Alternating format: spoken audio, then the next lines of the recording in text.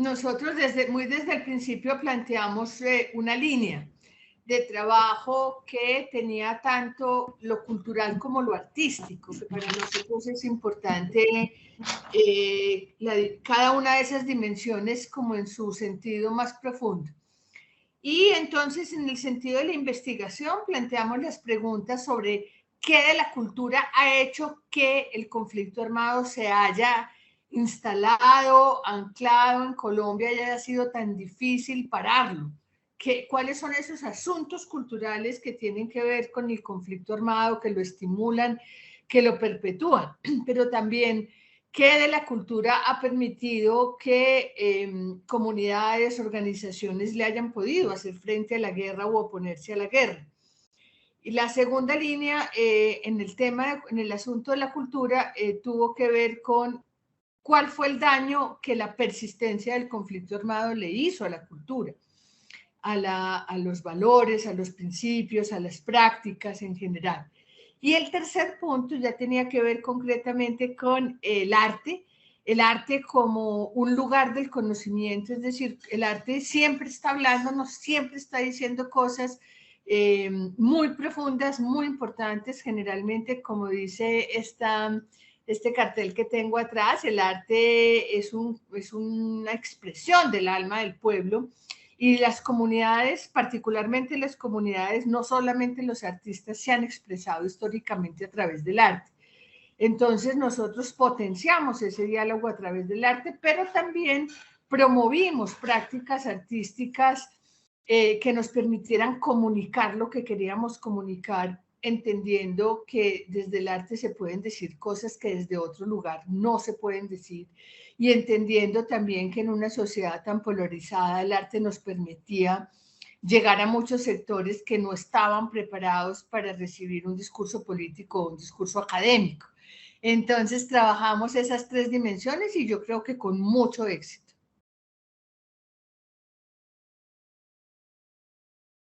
Mira, hubo como varias dimensiones.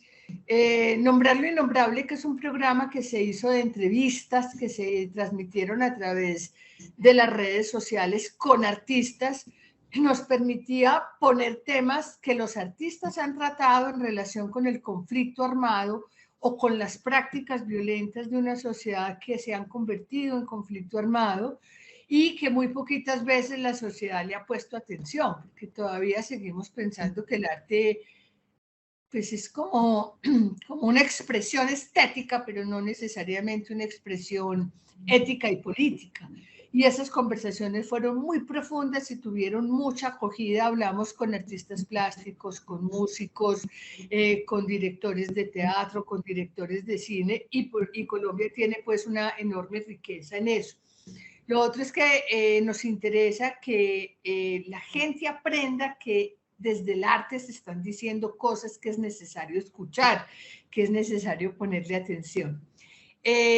Hicimos esa y después hicimos otra serie que se llamó Hacer Visible lo Invisible, que ya no era con los artistas reconocidos, sino fundamentalmente con colectivos culturales y artísticos del país, por ejemplo, de bullerengue, de las danzas Yona de La Guajira, de las cantadoras de Guapi, que son expresiones culturales que son poco reconocidas en ciertos sectores de la sociedad, que nos están narrando el conflicto desde el canto, desde la danza, desde sus propias expresiones, pero que también nos están enseñando del arte como un factor de persistencia.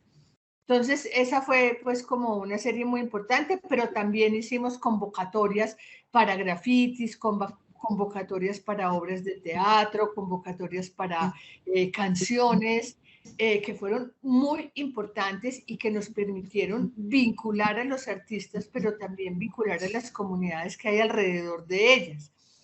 Y viendo los productos que quedaron colgados en la página web, que se las recomiendo muy especialmente, ve uno que a través del arte se vincularon muchos sectores de la población, porque pues hubo danzas en los pueblos, hubo trovadores, hubo muchas cosas que convocaron a otros actores que, como decía ahora, no es fácil convocar cuando uno les dice, venga a oír una conferencia sobre el conflicto armado. Y también pues estuvimos muy atentos a esas prácticas que sin ser convocadas, pues han surgido naturalmente de las comunidades y nos permitieron poner en escena esas reflexiones en torno al conflicto armado, en torno a la guerra que han hecho históricamente las comunidades. Además, exaltamos mucho las prácticas culturales, por ejemplo, las cocineras, por ejemplo, la pesca artesanal como una práctica cultural, por ejemplo, los ritos, porque nosotros entendimos que las sociedades que viven en medio del conflicto se han articulado y se han protegido desde sus prácticas artísticas y culturales, y eso les ha permitido mantener una unidad, mantener una identidad que les ha dado fuerza para oponerse a la guerra o para resistir a la guerra. Y bueno, hicimos, por ejemplo, montajes muy grandes como el de Velaciones. De Velaciones es una obra dirigida desde la comisión, construida con colectivos culturales del país, de esquina a esquina del país, que puso en evidencia cuáles son esas grandes tragedias humanas que ha vivido esta sociedad, pero también esa riqueza cultural que tenemos y que tenemos que aprender a defender, porque parte de la tragedia nuestra es que todavía no nos sentimos parte de un mismo país, que no amamos la diferencia, que la diferencia se ha convertido en una barrera y no en un vínculo. Y ese fue pues una obra bastante exitosa. Y hubo recorridos por los ríos, recorridos en bicicleta por las calles, recorridos a caballo, que se convirtieron como en activaciones culturales y artísticas de sectores muy amplios, de manera que lo que estamos recogiendo hoy tiene que ver con eso, con que hubiéramos sido capaces de construir otros lenguajes, de llegarle a otros públicos, de activar especialmente, por ejemplo, lenguajes jóvenes o prácticas artísticas de los jóvenes, y hoy tengamos una respuesta tan positiva.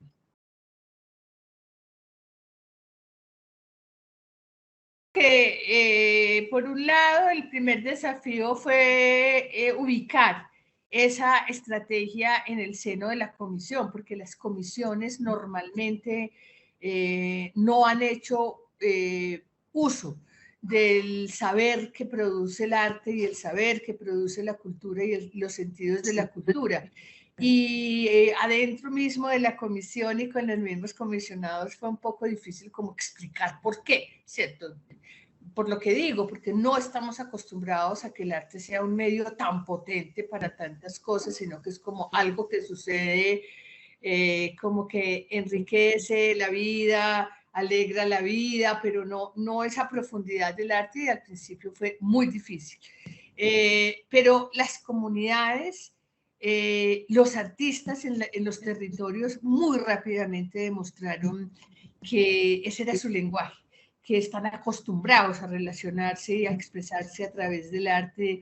Entonces, eso pues nos abrió un camino muy grande. Yo me acuerdo el primer evento que hicimos de encuentro territorial, que uno de los comisionados me dijo, yo no sabía que esto era un evento cultural. Y es que no era un evento cultural, es que las comunidades traían sus relatos a través del teatro, a través de las canciones, a través de la literatura.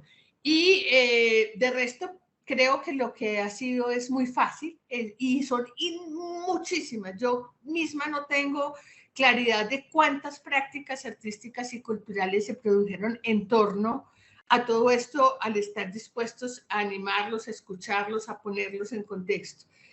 Una mujer me decía en estos días, yo no entendía por qué los jóvenes salían a cantar y hacían graffiti y eso qué tenía que ver con la Comisión de la Verdad. Y hoy entiendo que ese ha sido el lenguaje más potente, me decía ella, el lenguaje que más nos ha convocado y sobre todo que ha convocado a sectores que de otra manera no estarían atentos a esta reflexión profunda sobre lo que nos ha pasado como sociedad. Bueno, lo otro también que quiero decir es que hubo una muy grande disposición por parte de la cooperación. La cooperación entendió muy rápidamente que era valioso, que era necesario, que era importante apoyar estas activaciones, porque pues podían haber dicho, no, nosotros estamos aquí para producir el informe final, pero ese informe final hoy tiene una recepción porque hemos hecho esa activación y en las prácticas artísticas hemos puesto muchos contenidos que difícilmente se hubieran podido poner en una plaza pública. Gracias, Lucía. Y una preguntita quizás para profundizar. Al principio dijiste que, digamos, una de las dimensiones que trabajaron fue cómo la cultura no solamente, podríamos decir, había permitido resistir, sino también había hecho que el conflicto armado se instale, ¿no? O que, Sí. Entonces, bueno, ¿qué pudiste ver a lo largo de todo este proceso y acompañando tantas experiencias en torno a eso, a esto que ha hecho que, de alguna manera, no este aspecto positivo, sino el aspecto negativo también? Sí, nosotros encontramos que Colombia ha construido una noción del otro muy precaria y muy llena de estigmatizaciones. Está muy llena de enemigos y esa noción del otro. Nosotros heredamos de la colonia un racismo muy fuerte, un clasismo muy fuerte. También el patriarcado como un modo de actuar que elimina o que excluye a las comunidades LGTBI y a las mujeres, ha operado como una limitación de esa inclusión de los otros. Pero también nosotros heredamos la doctrina del enemigo interno. Cuando se nos impuso esa lucha contra el comunismo, que se aprobó la eliminación de los comunistas por el terror que producía el comunismo, esa noción del enemigo interno se extendió a los defensores de derechos humanos, a los líderes, a los sindicalistas. Y fuera de eso, la guerra también ha hecho que encontremos muchos enemigos, que convirtamos a los opositores en enemigos. Entonces lo que encontramos en la cultura es que necesitamos construir una noción del otro mucho más rica, que valore la diferencia, que potencie la diferencia, que nos enseñe la deliberación como una práctica necesaria sin que el otro que es contradictor sea un enemigo. Y la persistencia del conflicto armado también nos hizo habituarnos a prácticas de violencia y a prácticas de exclusión que nos han hecho mucho daño. Y hablando de la exclusión, pues me devuelvo a que una de esas rasgos culturales, el racismo, ha operado muy fuerte y muy duro contra las poblaciones étnicas y necesitamos construir un país donde se incluya la diferencia y especialmente el reconocimiento y valoración de esas culturas que le aportan tanto a la nación. Gracias, Lucía. Y bueno, quizás lo último, pero si te acordás de algo que quieras remarcar o decir que no te hayamos preguntado, tú nos dices. Pero quería preguntarte por alguna anécdota, ¿no? O algo que te haya llamado la atención o te haya quedado así como, no sé, como esos conocimientos afectivos que uno tiene, ¿no? De los procesos que hace, que te haya llamado la atención, algo que digas, wow, esto qué impresionante lo que se ha hecho, ¿no? También a partir de esta estrategia. Sí, yo creo que pues un mensaje es ponerle mucho más atención a las prácticas artísticas y culturales porque nos están diciendo cosas. Yo les he dicho a los profesores, a las universidades, que no solamente de los libros se aprende, también se aprende de la lectura que uno puede hacer sobre lo que están cantando, sobre lo que están expresando esas prácticas, y eso lo vamos a tener que hacer porque hay muchas comunidades que no escriben libros, que no están indexados en la academia, pero que están diciendo cosas que es necesario que como comunidad las reconozcamos y las valoremos. Y yo diría que lo que más me impactó a mí fue reconocer que nosotros los mestizos o los blancos tenemos una noción tan pobre de cultura.